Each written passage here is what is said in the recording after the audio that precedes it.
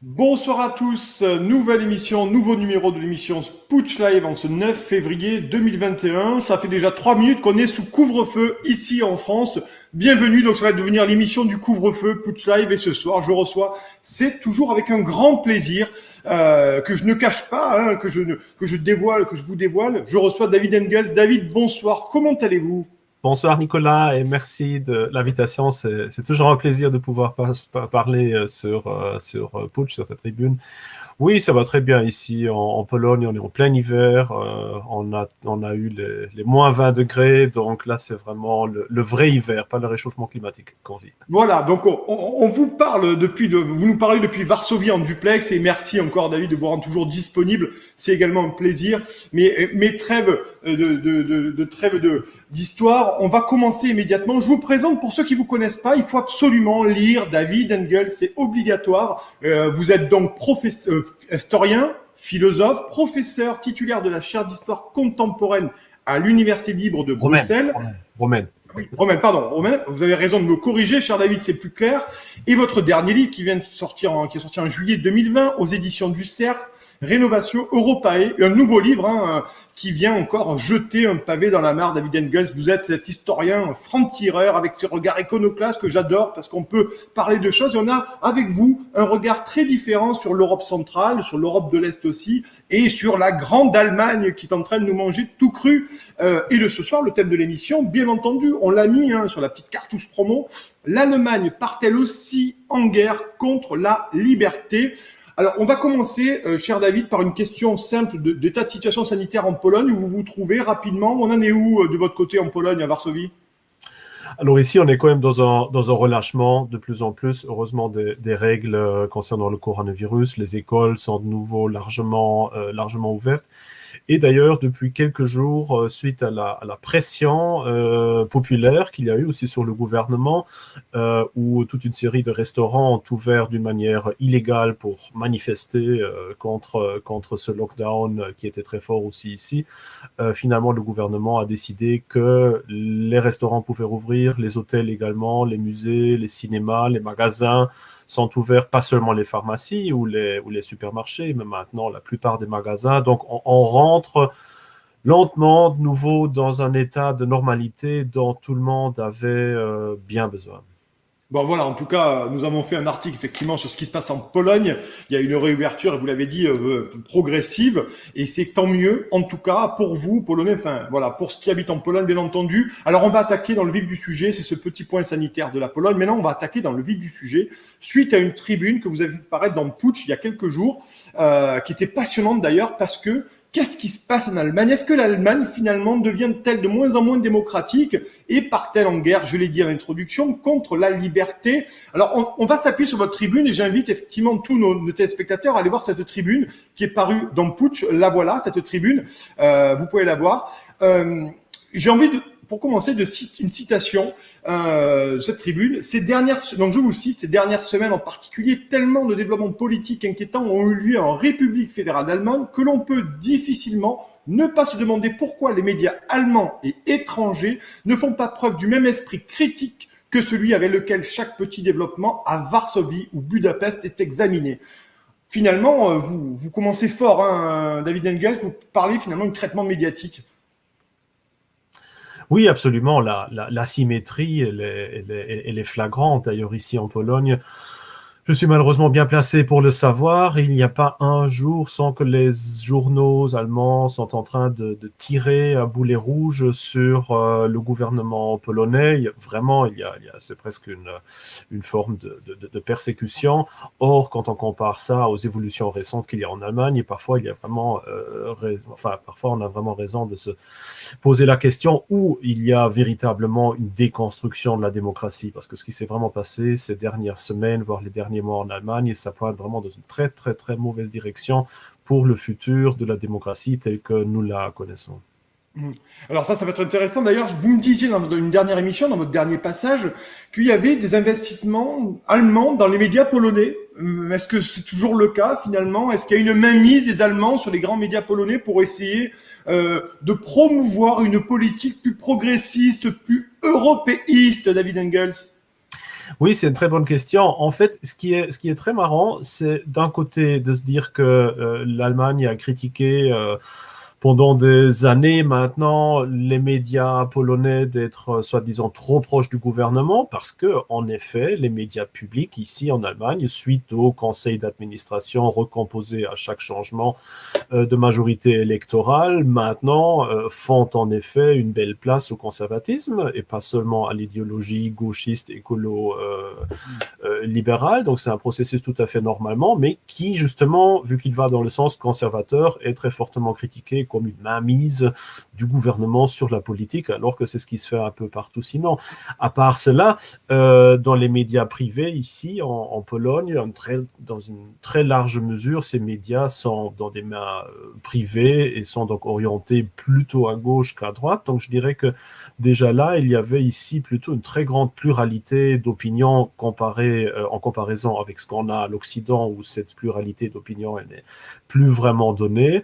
Et alors, l'un des points forts de cette discussion, c'était justement que une immense part des quotidiens ou des petits journaux de province étaient en effet dans les mains d'un grand groupe allemand, la Passauer Verlagsgesellschaft, qui était le propriétaire. Et alors quand le gouvernement allemand a pendant plusieurs années insisté sur une repolonisation de ces médias pour les rapatrier en Pologne pour éviter une influence allemande directe, on a toujours dit non, le fait que ce soit dans les mains allemandes, évidemment, ça n'implique aucune ingérence idéologique, mais maintenant que c'est chose faite, qu'il y a une grande entreprise polonaise qui a racheté justement ce groupe de journaux, alors maintenant on dit maintenant ce sera la fin de la démocratie, parce que quand c'était dans nos mains à nous, on pouvait encore assurer maintenant un couvrage démocratique, mais là maintenant c'est les Polonais, ils savent évidemment pas gérer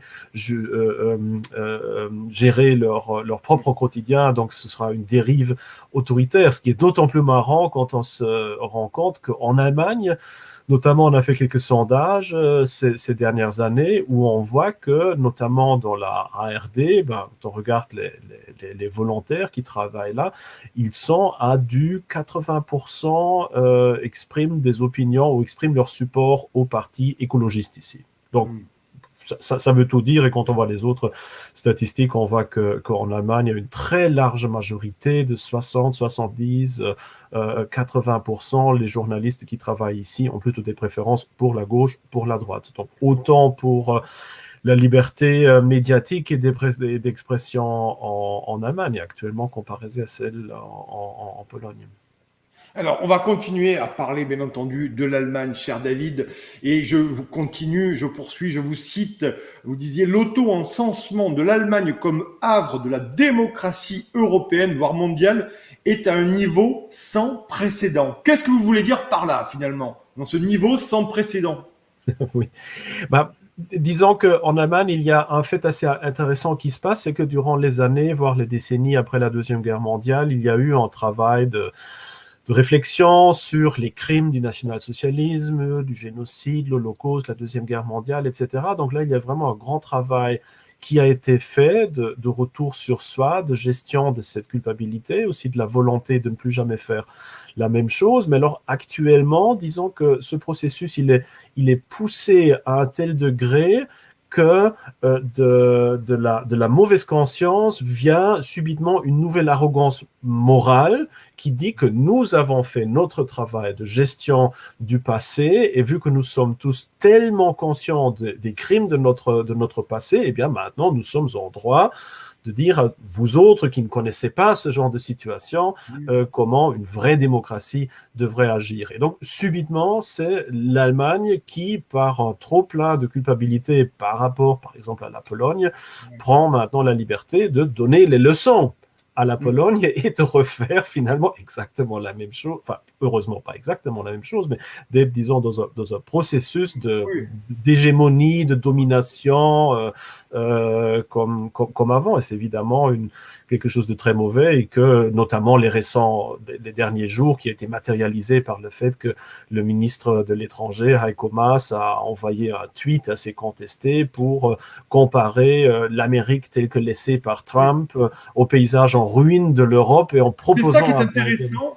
David, Et en je me proposant permets, c'est ça à Biden un plan Marshall de retour à la démocratie. C'est ça qui est passionnant dans cette tribune, notamment, parce qu'on va aborder pas mal de sujets, mais ça, finalement, vous avez dit, ce renversement d'hégémonie démocratique, de virginité, finalement, politique, progressiste entre l'Allemagne telle qu'elle est aujourd'hui, l'Allemagne de Merkel, et finalement, l'Allemagne post-Trump avec l'Allemagne de Joe Biden. C'est comme ça que vous le voyez, finalement, il y a un retournement pour vous aujourd'hui de cette Allemagne qui se prévaut la vigie de la démocratie dans le monde? Oui, très fortement. On a l'impression qu'au moins ici en Europe, c'est très clairement l'Allemagne qui a repris la part jusqu'à maintenant réservée, au moins pendant le mandat de Trump, aux États-Unis. Bon, là maintenant, il faudra voir évidemment avec le gouvernement de Biden si il n'y aura pas de nouveau une différence de ce style-là. Mais en tout cas, une chose est très claire. J'avais écrit une fois une tribune là-dessus il y a quelques années que très curieusement, quand on compare l'Allemagne d'aujourd'hui à l'Allemagne d'il y a une centaine d'années, ben, là, c'était l'Allemagne qui se prétendait défendre la culture contre les plutocraties démocratiques, civilisationnelles, etc. Alors que maintenant, tout s'est renversé et c'est justement l'Allemagne qui est devenue l'élément phare de cette culture, cette civilisation multiculturelle, universaliste, mondialiste et qui essaye de réprimer dans l'œuf autant que possible toutes les tentatives de pays comme la Pologne ou la Hongrie de maintenir leur tradition et une certaine vision conservatiste de la politique.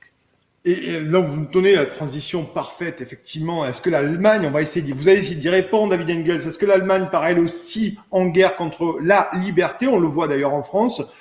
Ici, avec plusieurs lois, vous les avez rappelées, vous les connaissez par cœur. La loi Avia, on a eu en été 2020, on a la loi de sécurité globale et toute une série de lois, l'état d'urgence sanitaire prorogé jusqu'au 1er juin, où les parlementaires, et l'Assemblée nationale ne sont plus que finalement une réunion de Tupperware consultative. Aujourd'hui, c'est en Allemagne. C'est ça qui est intéressant chez vous, parce qu'en lisant cette tribune, et je pense que pas mal de lecteurs de Putsch aussi, ont découvert finalement une Allemagne qu'on ne connaît pas, et dont on n'a pas vent ici en France de ce qui s'y passe. Alors, je voudrais qu'on revienne en 2017.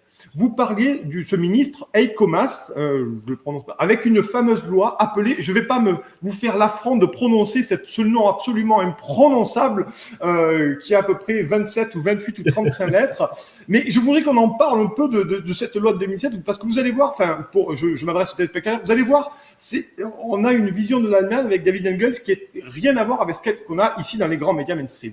Qu'est-ce que c'est cette loi de 2017, David ?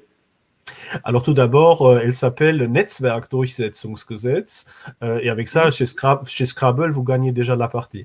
Oui, c'est sûr.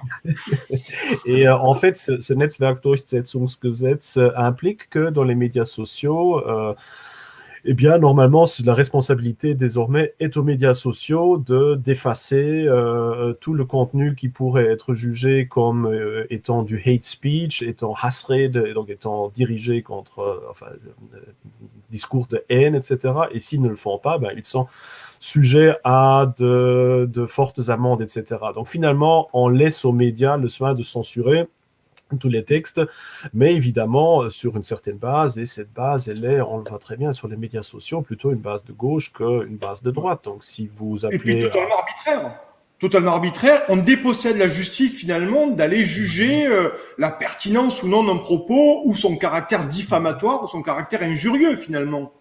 Si c'était encore arbitraire, on pourrait encore avoir une chance sur deux de pouvoir dire ce qu'on voulait, mais ici, ça va très clairement dans un sens et pas dans un autre. Et d'ailleurs, c'est maintenant renforcé avec une deuxième projet de loi qu'on a essayé de faire passer en 2020, qui a été refusé par la Cour constitutionnelle comme étant non constitutionnelle, qu'on va remettre sur le tapis quand même dans quelques temps ici, en Allemagne, où non plus où non seulement les médias sociaux sont obligés de censurer le contenu, mais aussi d'informer justement la centrale la justice allemande du contenu de ces posts effacés avec les données de l'utilisateur pour que la justice puisse alors leur faire un procès. Donc c'est vraiment inciter les médias sociaux, non seulement censurer l'opinion publique, enfin la liberté d'expression, mais en plus de les pousser à dénoncer ces personnes-là afin qu'ils se retrouvent dans des procès de justice. Donc c'est parfaitement odieux, évidemment, et ça cloche immensément avec une loi qu'on est en train de voter ici en Pologne,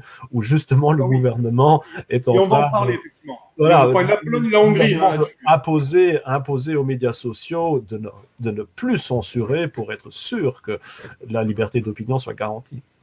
Alors, ça veut dire, si je vous écoute bien, David Engel, ça veut dire finalement quoi? Ça veut dire qu'on est en train de traquer, de mettre en place, d'organiser une traque des idées divergentes ou qui ne vont pas dans un sens progressiste ou dans une espèce de carte routière de la pensée convenue, de la pensée autorisée, de la pensée unique. Allez, je le dis, la pensée unique.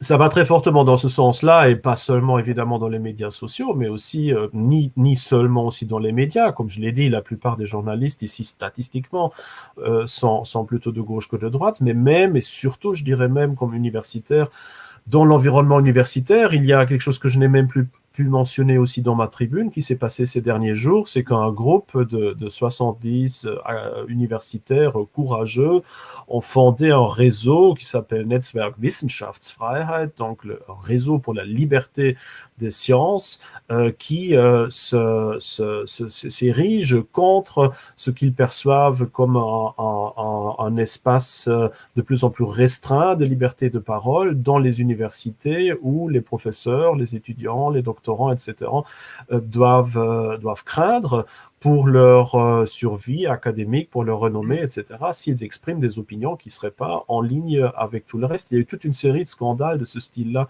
dans les dernières années en Allemagne, et là, c'est vraiment la dernière tentative de toute une série de professeurs de s'entraider pour garder un minimum de liberté d'expression à ce niveau-là, donc ça va très mal. Quels sont les thèmes, par exemple, en Allemagne aujourd'hui, qui sont explosifs, qui pourraient mettre en cause la carrière de l'universitaire dans des promotions, dans des distinctions, des écrits, des publications, et lire de ses confrères qui font partie du camp progressiste, je me permets de le dire, peut-être. Mmh. C'est les mêmes qu'en France. Donc, il y a différents terrains minés. Par exemple, tout ce qui est par rapport à la théorie du genre est extrêmement miné. Tout ce qui est discours, soi-disant, antiraciste est aussi un terrain miné. Tout ce qui est colonialisme, ou plutôt anticolonialisme, l'homophobie, l'islamophobie. Il y a aussi tout un aspect qu'on ne connaissait pas encore il y a quelques années et qui est peut-être maintenant typique pour la Nouvelle-Allemagne. Et ça porte notamment sur le jugement historique apporté sur l'ancienne DDR, donc sur la République démocratique allemande, qui pendant toute une série d'années a été vue officiellement comme un État totalitaire, ce qu'il était aussi, un État injuste profondément, un État qui torturait les gens, qui les emprisonnait, qui tuait ses citoyens quand ils essayaient de s'échapper à travers ce fameux mur. Et là, actuellement, il y a toute une série d'anciens fonctionnaires de la DDR qui ont réussi à gangréner les administrations publiques et politiques ici en Allemagne, et qui font tout leur possible pour réhabiliter l'ancienne DDR comme un espoir socialiste pour un futur meilleur, et qu'au fond, ce n'était qu'une défense contre le méchant capitalisme. Et à ce niveau-là, il y a même eu, il y a quelques semaines, tout un scandale qu'une revue historique très renommée a censuré, sans le dire à l'auteur, une recension sur un livre, justement, qui voulait réhabiliter le souvenir de la DDR. Et ce recenseur a écrit dans un dernier paragraphe qu'il trouvait que, bon, vu le profil des éditeurs de ce livre, qui étaient tous des anciens fonctionnaires de la DDR, que cette volonté de réhabiliter la DDR pouvait paraître quand même un petit peu douteux. Et ben, le journal a tout simplement censuré ce passage sans explication, et l'auteur a dû découvrir en lisant son propre compte-rendu que apparemment c'était déjà trop de dire les éditeurs de ce livre-là sont engagés eux-mêmes dans cet état qui fut totalitaire. Donc c'est assez représentatif de toute une série d'autres anecdotes. Je me permets, David. Donc là, quand vous parlez de DDR, nous on parle de RDA, hein, et d'accord, hein, on parle de l'Allemagne de l'Est, c'est ça. Et ça veut dire, la question que je me pose, qui me vient, ça veut dire que ces gens qui essayent de gangréner, je reprends votre terme, ils essaient de gangréner l'administration publique, pourquoi il n'y a pas une volonté, une espèce d'émergence peut-être d'un parti politique qui pourrait, à un moment donné, constituer l'essence de cette vieille RDA morte et enterrée. Pourquoi il y a cette gangrène dans les services publics? J'ai pas compris tout à fait Oui, c'est pour savoir pourquoi ça s'est pas retranscrit dans un mouvement politique et pourquoi justement ça s'est retranscrit dans une imprégnation du service public. Mais en fait, en plus, il y en a un. Hein. Il faut savoir que l'ancien parti unique qui dirigeait la République démocratique allemande, c'est-à-dire l'ancienne SED, elle continue à exister.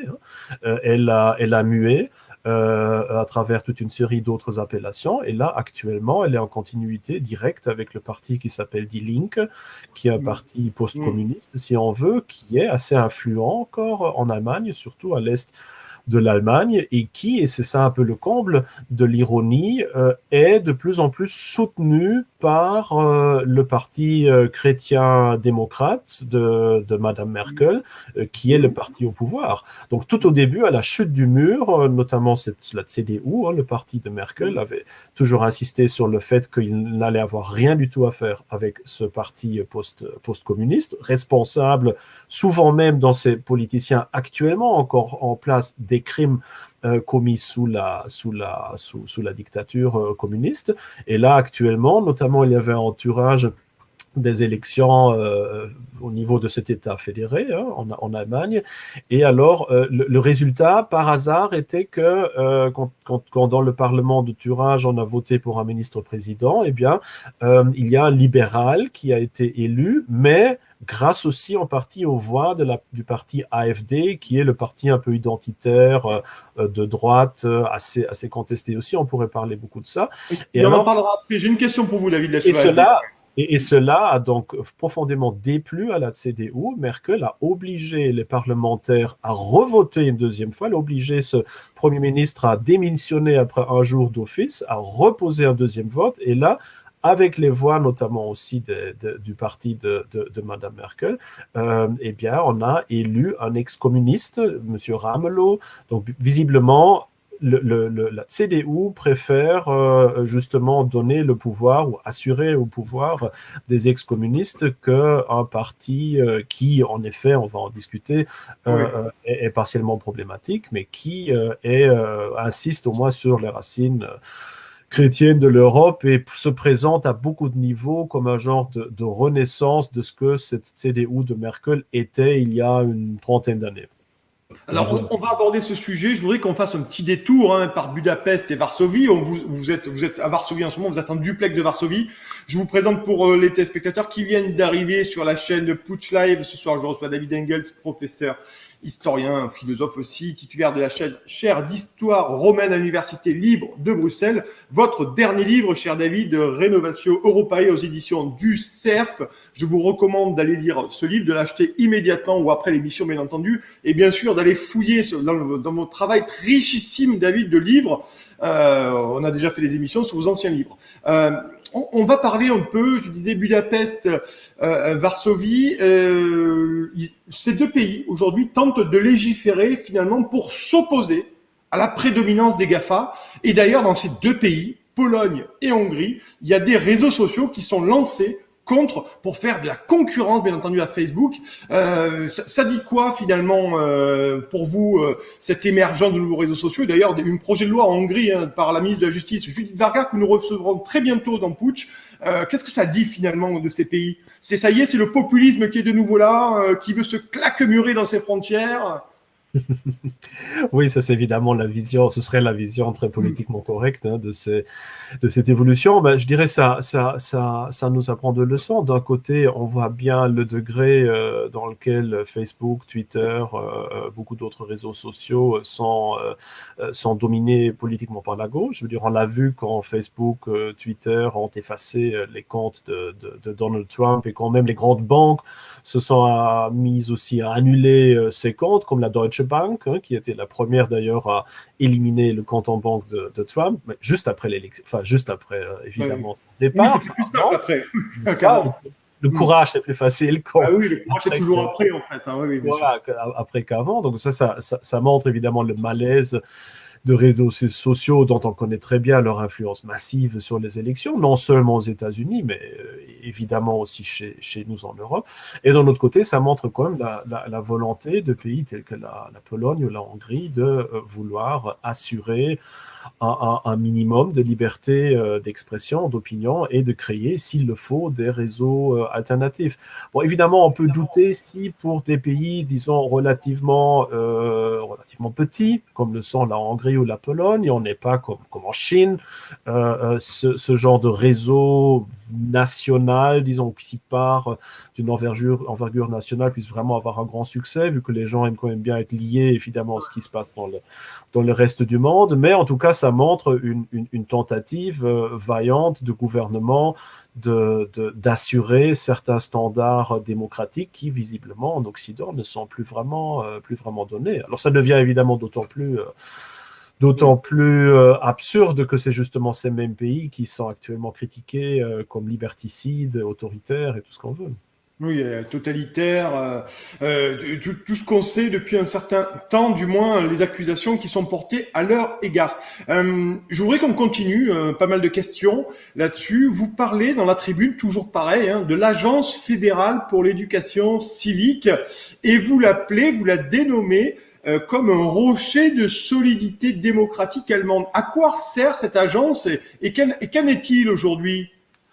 Bon, c'était un centre d'information très, très, très utile. Moi, je me souviens bien d'avoir grandi, notamment avec leurs petits cahiers, livres, etc., qui expliquaient de manière très bien faite, évidemment, les rudiments politiques, qui jetaient des regards très intéressants sur la situation dans certains pays et tout ça. Donc, c'était vraiment une institution académique très, très, très crédible, mais qui, comme beaucoup d'autres, actuellement, nage dans le sens du courant ou avec le courant. Et là, justement, récemment, dans une définition mise en place sur leur site, où ils expliquent et définissent des termes politiques, eh bien, ils se sont permis de dire que l'extrémisme de gauche, contrairement à l'extrémisme de droite, partage l'idée d'égalité, de liberté, de fraternité, mais les interprète d'une manière différente des partis du centre.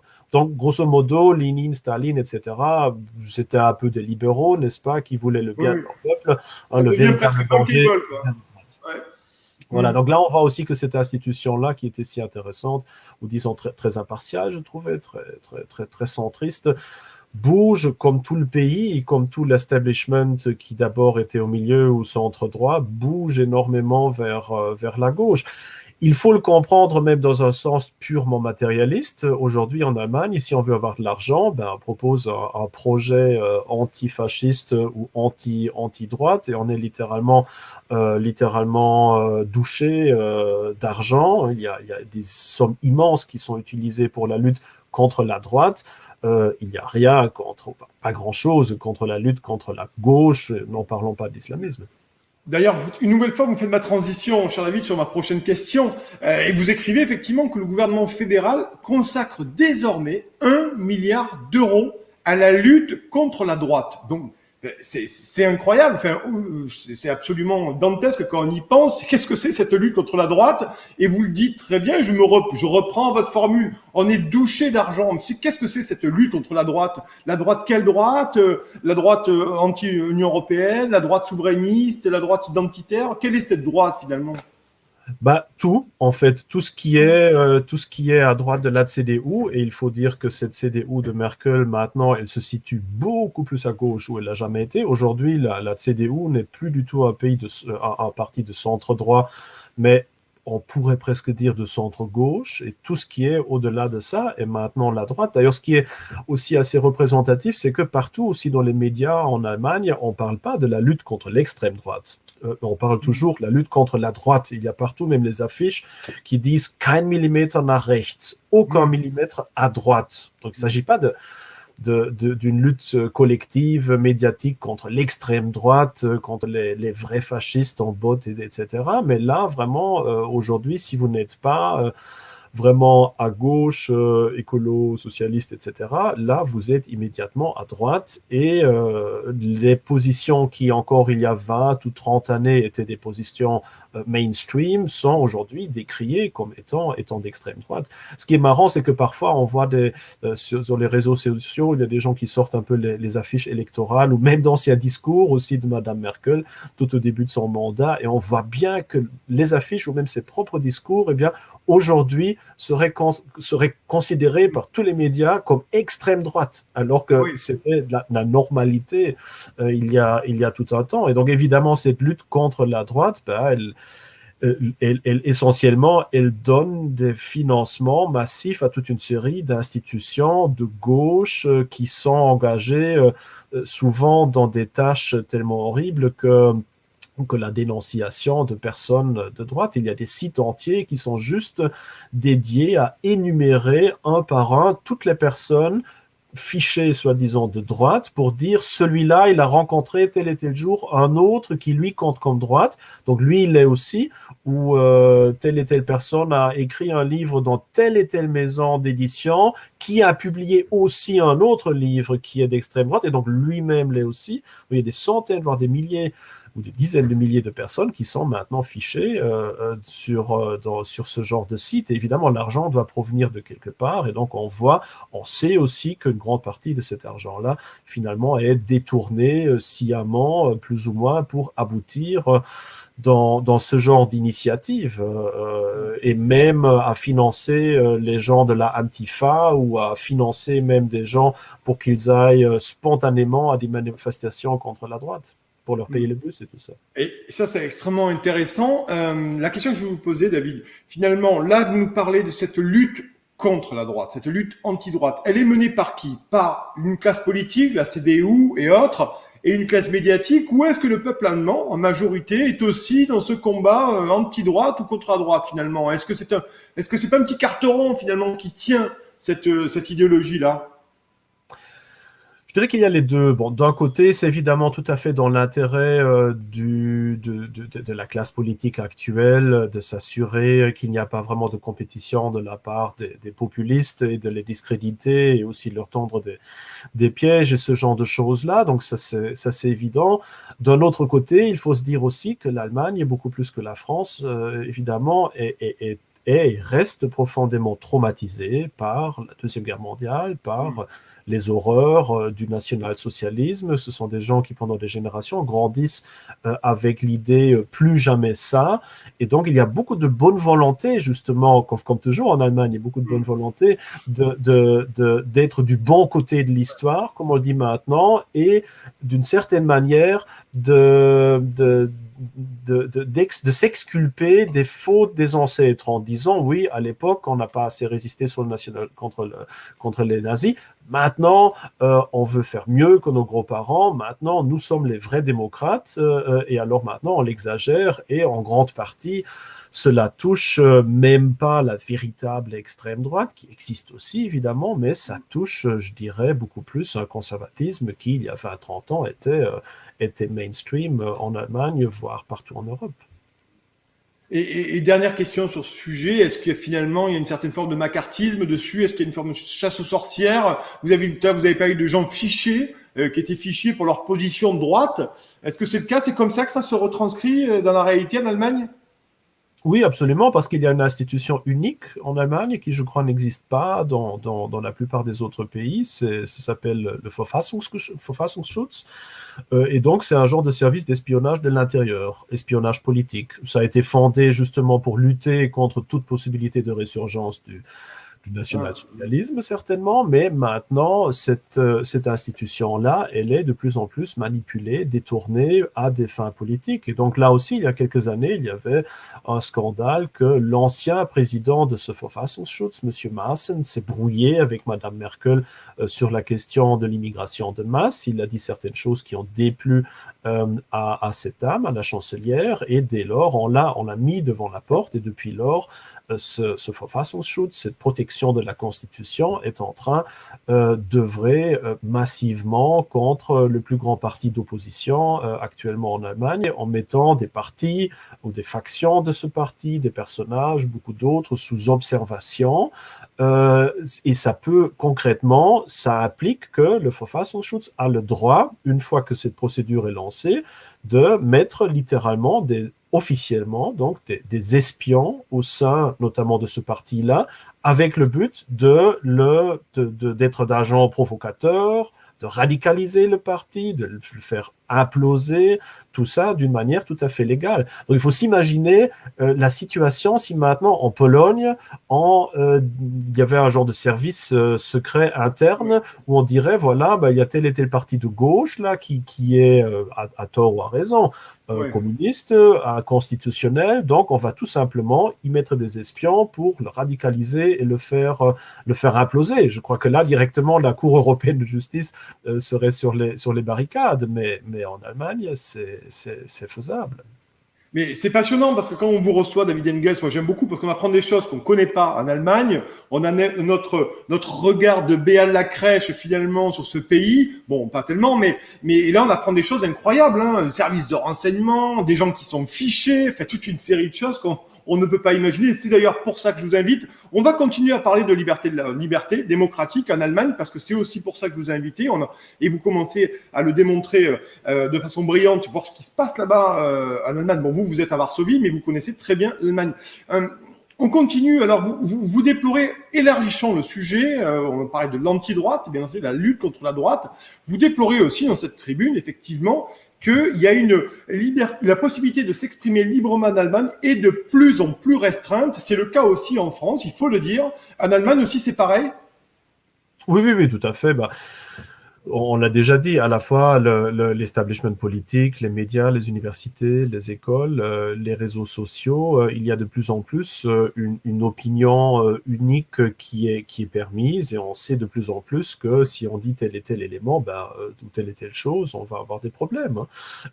Très clairement, non seulement au niveau de son travail. Là, ça arrive maintenant de plus en plus souvent que les employeurs peuvent dire à leurs employés, tu as dit ceci ou cela sur les réseaux sociaux, c'est pas en accord avec notre philosophie, donc on va te mettre en la porte, mais il y a tout un déchirement de beaucoup de familles. D'ailleurs, il y avait même un roman très connu, publié l'année dernière par Madame Monika Maron, qui s'appelle Arthur Lanz, ce roman qui n'a pas encore été traduit en français, et qui décrit notamment la situation de quelqu'un qui, dans son travail, dit que les écologistes en Allemagne sont en train de préparer un genre de quatrième Reich. Évidemment pas une formule extrêmement politiquement correcte, mais on voit bien ce qu'il voulait dire dans ce contexte-là, et qui va être alors mis devant la porte par son employeur. Donc ça devient même le sujet de romans entiers, cette impression d'une restriction de la liberté d'opinion. On peut encore dire ce qu'on veut, certes, mais il faut subir les conséquences. Ouais, on prend des risques, et même dans les entreprises. Les conséquences sont de plus en plus dangereuses, oui, tout à fait. Ouais. Même dans les entreprises, vous dites que finalement, on peut être mis placardisé, comme on dit en France, ou même licencié finalement, si on communique sur les réseaux sociaux des idées qui sont pas forcément dans l'air du temps ou dans le bon sens du vent. On peut même perdre son compte en banque. Il y a toute une série d'auteurs en Allemagne notamment qui, parce qu'ils se sont exprimés d'une manière ou d'une autre qui n'était pas véritablement acceptable, qui se sont vus du jour au lendemain leur compte en banque annulé. J'en connais qui ont eu des immenses problèmes subitement à payer tout simplement leur location, leur électricité, etc., parce qu'ils n'avaient plus de compte en banque et ne pouvaient plus faire un versement, tout simplement, et aucune banque ne voulait leur permettre d'en ouvrir un autre. Enfin, c'est des situations qui se rétablissent à un moment ou à un autre, certainement en trouvant peut-être une banque à l'étranger, mais juste pour montrer jusqu'où ça peut déjà aller, hein. Hmm. C'est assez effrayant et stupéfiant ce que vous racontez. Je vais peut-être être un peu excessif, mais permettez-le-moi. Il y a finalement un risque, on va dire, totalitaire en Allemagne, du moins au niveau de la pensée, au niveau de ce qu'on pense et de la liberté d'expression, du pluralisme des voix. Il y a ce risque pour vous, David, en Allemagne? Bah, une des grandes. En tout cas, il y a déjà beaucoup d'auteurs, notamment celle dont je parlais, Madame Mar, mais aussi beaucoup d'autres, comme Cora Stephan, tout ça, qui déplorent déjà que l'Allemagne, pour eux, ressemble de plus en plus à l'ancienne RDA et plus du tout à l'ancienne RFA, et qui se disent que ils ont cette impression d'un retour d'un État totalitaire. Donc il y a déjà pas mal de personnes contestataires, pas seulement dans les réseaux, dans les cercles des conservateurs, mais aussi des libéraux qui en effet disent ça. Bon, une des différences fondamentales avec un régime véritablement totalitaire, c'est que pour le moment, Dieu soit loué, on n'est pas encore mis en prison, il n'y a pas encore de procès politique de ce style-là, mais évidemment, avec notre nouvelle technologie et notre nouveau monde, il y a des autres possibilités. On est mis devant la porte, on a des problèmes dans son réseau familial, il n'y a plus personne qui vous parle, il n'y a pas de compte en banque, vous perdez votre travail, votre emploi, etc. Donc, finalement, quand on peut tellement oblitérer toute votre possibilité d'agir, il n'y a plus nécessairement besoin non plus de vous mettre physiquement en prison. En prison, oui. Il y a déjà la rétorsion est déjà là. La rétorsion est déjà là. Il y a très certainement cette tendance-là, et quand on, bon, ça c'est un peu hors sujet, même quand on revient au coronavirus, rien que le fait que l'Allemagne actuellement est en train d'ouvrir, a déjà ouvert des camps pour... C'était ma question. C'était ma question suivante. Et est-ce que les camps coronavirus en Allemagne, est-ce que c'est une vraie info, ça, David? Oui, c'est une vraie info. Je sais bien que quand on cherche ça sur Internet, je viens de le faire d'ailleurs il y a une petite heure, juste pour être sûr, pour voir ce que les spectateurs allaient voir. Oui, il y a certains sites qui vous disent c'est une fake news, ça n'existe pas. Donc, quand vous lisez les explications en dessous, on vous dit c'est une fake news, il n'y a pas de cours pour personne coronavirus, mais il y a toute une série de Länder qui ont bel et bien transformé certaines prisons en lieux où on peut enfermer les gens qui sont récalcitrants aux mesures sanitaires, c'est ça? Voilà. Et donc, il y a toute une série maintenant d'institutions qui ont été prévues explicitement pour les personnes qui auraient brisé les règles de la quarantaine, du coronavirus, et qu'on peut enfermer donc dans des cellules, littéralement dans des camps. Donc, il y a des camps notamment pour jeunes, délinquants, qui ont été transformés en camps pour récalcitrants du coronavirus. Bon, il semble qu'il n'y ait pas grand monde qui soit enfermé actuellement, mais c'est même pas nécessairement ça la question. Le problème, c'est que rien que l'existence de ce genre de choses-là est un moyen incroyable de pression. Et on voyait même dans une interview que, d'ailleurs, tous les spectateurs peuvent revoir. Je crois que c'est France Inter France Soir qui a traduit d'ailleurs toute une documentation sur les camps de coronavirus, où vous voyez un policier qui dit ben voilà, en dernière seconde, dernier lieu, quand on voit vraiment que quelqu'un est récalcitrant, on va chez lui, on frappe à la porte et on lui dit ben, si vous continuez, on va devoir vous mettre dans un camp coronavirus. Mais David, ôtez-moi d'un doute, ça passe par un juge tout ça. Il n'y a qu'un juge qui peut décider à un moment donné de vous priver de liberté, de vous mettre dans une cellule, une petite cellule pour contravention à la liberté, du moins aux mesures sanitaires, non? Absolument. Mais justement, le problème, mais ça on peut le relire même dans les journaux allemands actuellement, c'est que ce n'est même pas clair qui est censé aller dans ces camps-là. Donc je veux dire, la situation juridique, elle n'est pas du tout réglée. On sait juste que ça existe, que des gens ont déjà été placés là-dedans, mais est-ce qu'on va mettre des gens qui n'ont pas le coronavirus, mais qui sont sortis dans la rue? Est-ce qu'on met les gens qui ont le coronavirus, mais qui sont rentrés dans la rue? Donc, est-ce que finalement, on va combiner dans ces camps des gens qui ont la maladie et qui ne l'ont pas, pour en faire un genre de hotspot pour une nouvelle éclosion? Tout ça n'est pas réglé. Même les journaux allemands se plaignent de ce vacuum judiciaire, et forcément, ça va un peu dans le même sens, c'est-à-dire créer un genre d'incertitude légale. On ne sait pas trop pourquoi oui, pas. Précisément les motifs, quoi. Les motifs sont pas clairs. Et justement, comme le disait le grand timonier Mao, il suffit de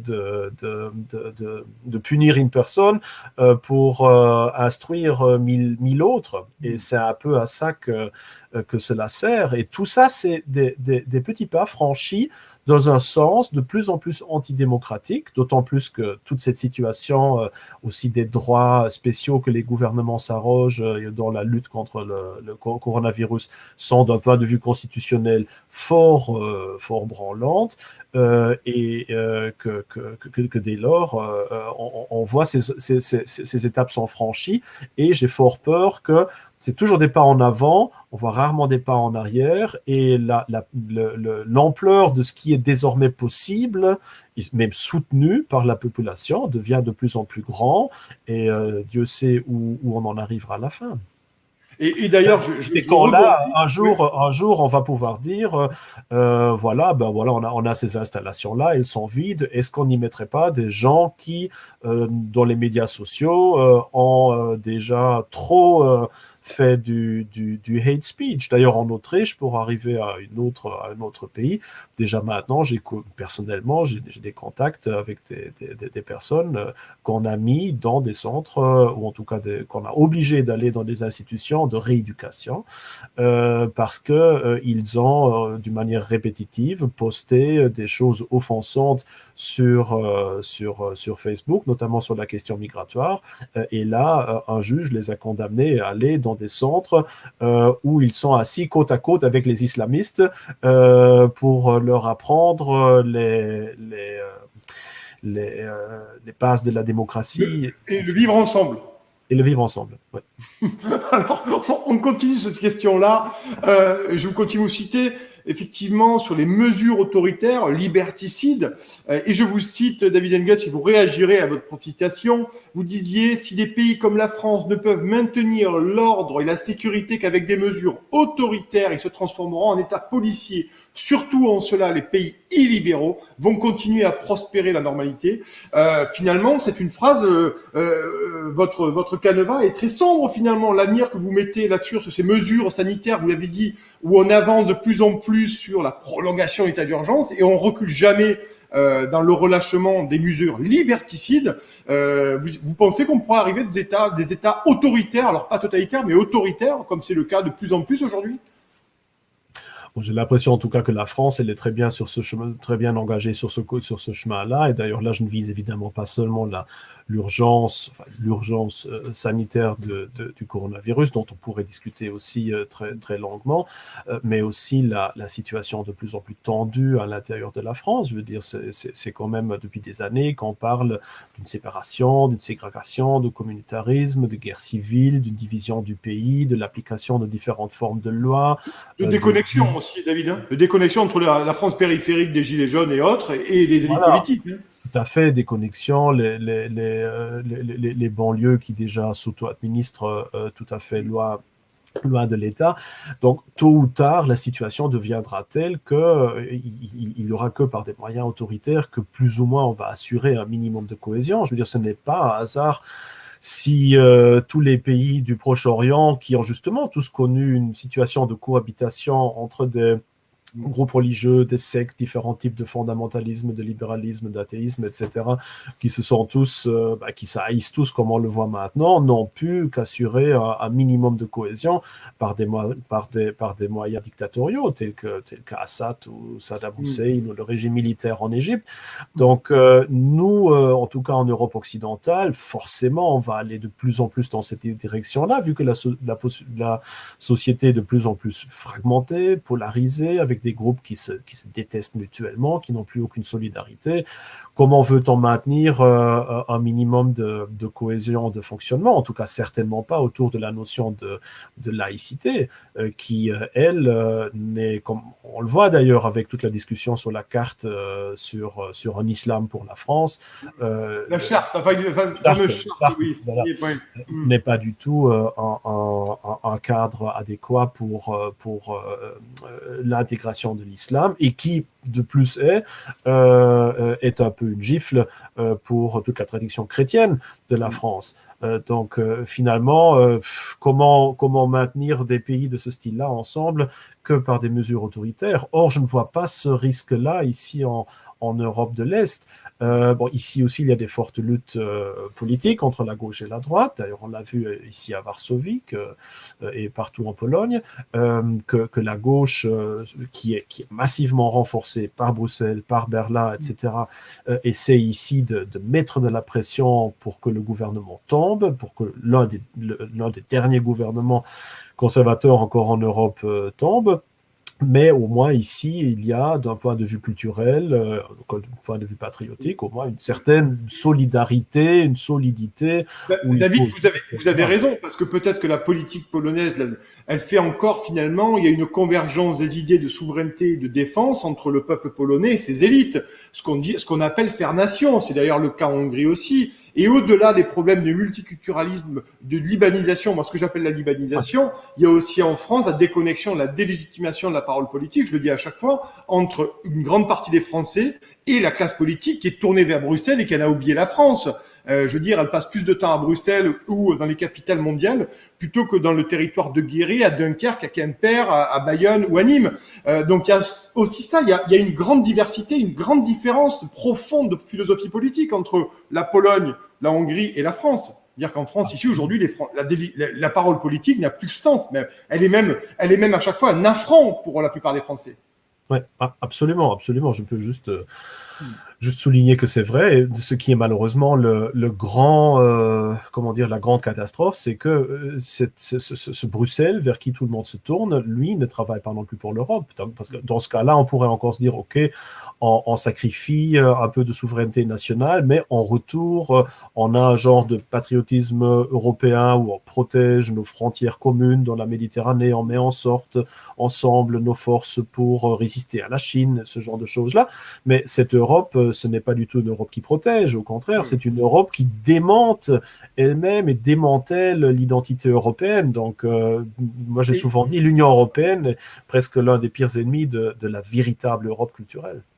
Alors, c'est ma dernière question. On a un peu débordé, mais c'est toujours avec plaisir. Et je déborde toujours avec vous, avec plaisir avec vous, cher David Engels. Merci en tout cas d'être là. Je le rappelle pour ceux qui viennent d'arriver sur l'émission Putsch Live ce mardi 9 février. David Engels, professeur historien titulaire de la chaire d'histoire romaine à l'Université libre de Bruxelles notamment. Votre dernier livre, Rénovation Europae, aux très bonnes éditions du Cerf qui font de très bons bouquins. Donc, jetez-vous sur les écrits de David Engels. Il est franc-tireur comme on les aime sur Putsch. Il a des visions très iconoclastes, notamment sur l'Allemagne et sur l'Europe de l'Est. En tout cas, merci David d'être une nouvelle fois dans mon émission. Merci beaucoup. Dernière question centrale, on y passera le temps.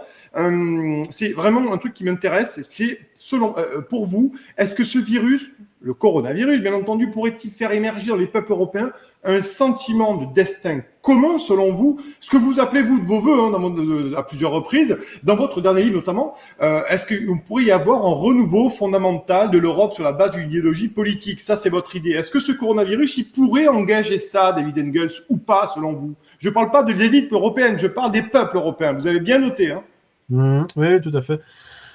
Question très intéressante à laquelle j'ai pas vraiment pensé.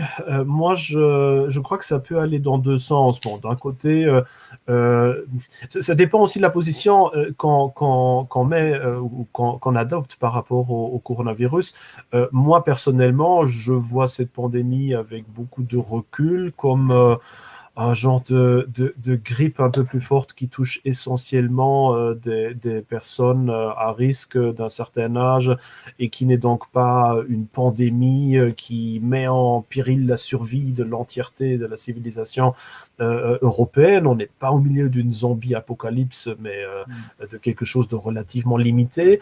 Donc, je crois qu'il y a en effet une certaine forme de solidarité pan-européenne parmi les gens qui ne croient pas trop en l'urgence des lockdowns. Donc, qui sait, ça va peut-être véritablement créer certaines synergies, même si je n'y crois pas trop, parce que je crains que justement ces différents groupes ne connaissent pas vraiment l'existence l'une de l'autre et que les Français ne savent pas qu'en Allemagne, il y en a beaucoup aussi qui mettent en doute ça. Et puis, d'un autre côté, il y a évidemment cohésion de ceux qui sont persuadés qu'il faut des lois toujours plus fortes, un lockdown plus violent, etc., pour en arriver à bout de ce virus. Je n'ai pas l'impression qu'on est vraiment dans un genre d'unification, mais plutôt, une fois de plus, dans deux camps politiques séparés, même si ce qui est intéressant là-dedans, c'est que partout en Europe, ces frontières entre les défenseurs d'un lockdown dur et ceux qui mettent un peu en doute tout ce bien fondé-là ne correspondent pas nécessairement aux frontières politiques, très clairement, très curieusement. Donc on voit qu'en Allemagne, en France, avec le Rassemblement national, ici en Pologne, avec le gouvernement, même les partis conservateurs ou populistes ne sont pas nécessairement contre le lockdown. Et d'un autre côté, on voit que certains partis, notamment les écologistes, qui généralement sont plutôt avec leur gouvernement politiquement correct, là, sur le plan du lockdown, sont souvent ont un certain doute par rapport à tout ça. Donc, je ne crois pas que le coronavirus va contribuer à une certaine unification européenne comme un genre de danger commun, mais au contraire est encore en plus en train de fracturer le Ouais. continent. Mais vous avez raison, je vous suis là-dessus, mais je parlais finalement aussi, je vais élargir le propos, je parlais aussi de toute cette frange de la population, je parlais de la France, que je connais bien, par la population qui s'était pas rendu compte finalement de l'Union européenne, qui voyait ça quelque chose de très lointain. Et aujourd'hui, très sincèrement, avec le Covid, la crise sanitaire, on a vu le naufrage de l'idéologie progressiste européiste. Ça a été le cas, je le rappelle à chaque fois, les extorsions de masques sur les aéroports, que ça soit en Chine ou sur nos propres aéroports européens entre pays membres, pays amis, on s'est extorqué. On a vu avec la stratégie vaccinale où l'Union européenne nous a vanté qu'à plusieurs, nous pourrions acheter des vaccins moins chers et plus rapidement. Finalement, on se rend compte que les labos, ils n'en ont rien à faire de Ursula von Leyen et de la Commission européenne. Donc, l'Union européenne se retrouve avec un déficit de livraison et doit attendre après d'Israël ou d'autres pays qui ont payé le prix fort pour avoir des vaccins. Une nouvelle fois, on passe pas la question de l'efficacité ou pas du vaccin. Je parle vraiment que la stratégie de l'Union européenne qu'on nous a vendue comme idéale, parce que vous le savez, David, on nous a toujours dit qu'à plusieurs, on serait plus fort que nous, la France ou la Pologne ou la Belgique, contre la grande Chine ou l'Inde émergente, ce qui n'est absolument pas vrai, on le voit. C'est dans ce sens-là où je pense peut-être que toute une série de gens, pas une majorité, mais une série de cette masse molle de gens qui ne prenaient pas conscience de ces questions, peut-être aujourd'hui va faire émerger le naufrage de l'idéologie européiste qui ne mène absolument à rien et qui se couvre de honte tous les jours un peu plus. Oui, disons que ça contribue certainement à la politisation de toute une série de personnes qui jusqu'à là n'avaient pas encore trop remarqué l'absurdité des médias de qualité ou l'inefficacité aussi des gouvernements. Donc je crois que là, il y a en effet une certaine activation d'un potentiel politique qui jusque-là n'était pas encore trop présent. Donc ça va certainement pas en jouer en faveur des élites gouvernantes. Maintenant, évidemment, cette contestation qui émerge, elle n'est pas unie, à part dans le fait qu'elle veut se débarrasser visiblement des médias, des élites, etc., et de leurs problèmes. Donc, à partir du moment où, hypothétiquement, on imagine leur constitution politique sous forme de parti, on aurait très vite une division entre une forte droite et une forte gauche là-dedans. D'ailleurs, on a vu aussi chez les Gilets jaunes, qui étaient aussi surtout fédérés par leur refus du système de Macron, mais qui n'ont pas réussi vraiment à fédérer leur refus en un message positif, crédible et constructif. Donc je crois qu'avec le coronavirus, on est encore une étape de plus, quelque part dans la contestation, dans le refus, dans l'opposition, désobéissance, etc., l'indignation, mais on ne voit pas très bien où ça mène. Et c'est peut-être aussi typique pour notre époque, où presque toutes les grandes idéologies politiques se sont discréditées au fur et à mesure des siècles, et où on attend avec impatience, et peut-être avec un peu de peur aussi, qui ou quel mouvement pourra un jour récupérer tout cet immense potentiel de contestation. Alors, dernier point là-dessus, et après nous en aurons terminé. Regardez les deux étapes. Ce qu'on peut dire ce soir, c'est les deux étapes qui nous attendent. Pour la France notamment, regardez qu'Ursula von Leyen, aujourd'hui ou hier, a insisté sur le plan de relance. C'est-à-dire, si on vous file à la France notamment 39 milliards, si on donne à la France 39 milliards, il y aura des réformes structurelles à faire. Donc ça, pour moi, c'est du chantage. Donc on voit bien que l'Union européenne, dans sa constitution politique, son idéologie néolibérale, moi j'appelle ça le néolibéralisme, finalement, on se rend compte qu'ils n'ont absolument pas compris et qu'ils continuent à faire du chantage économique aux pays membres pour continuer à à prolonger l'austérité qui a été posée en Grèce en 2015. Et ça, on a quand même l'impression qu'on suit un peu la politique européenne, qu'ils n'ont pas vraiment compris et qu'Emmanuel Macron, chez nous, quand il a dit que la mondialisation est terminée, qu'on fallait la repenser, on n'a pas l'impression qu'Emmanuel Macron, il a lâché le concept de la mondialisation et qu'il fallait retrouver sa souveraineté. Voilà, c'était ma dernière note, cher David. Un dernier mot pour terminer, et le dernier mot vous revient, bien entendu. Oui, bonne question. Difficile à dire. Je crois que on va vers des temps très difficiles. Moi, j'ai l'impression que le coronavirus a enfin fait venir ce moment de basculement où on est en train vraiment de terminer, de mettre dans sa tombe l'ancien paradigme d'après-guerre.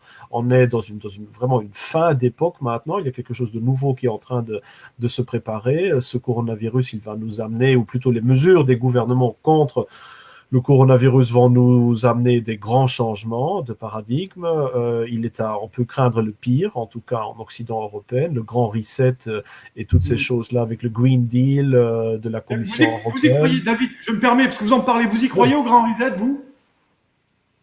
Oui, c'est-à-dire c'est le programme politique que vous pouvez lire un peu partout, à la fois von der Leyen, Merkel, même au sommet de Davos, c'est très clairement expliqué cette volonté d'utiliser la crise pour créer un monde meilleur, plus durable, etc. Mais on sait très bien ce qui se passe ou ce qui se cache derrière les idéaux de tolérance, durabilité, accord avec la nature, etc. C'est des très belles paroles et on pourrait être heureux de tout cela, même si on n'avait pas malheureusement l'expérience des dernières années pour savoir exactement ce qui se passe là derrière.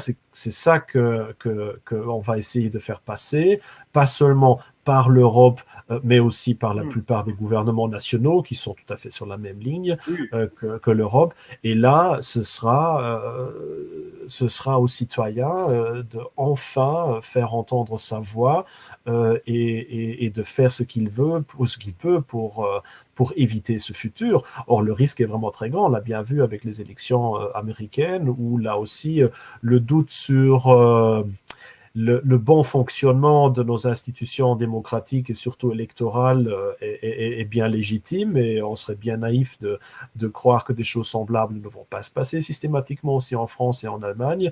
Donc, raison de plus pour tous ceux qui jusqu'à maintenant auraient encore un minimum de confiance dans ce système-là, de se poser des questions, de s'informer et d'essayer de se mettre ensemble pour développer une véritable alternative qui ne se limiterait pas juste à la démagogie ou à l'opposition ou à des idées farfelues, mais un programme positif, faisable, réaliste.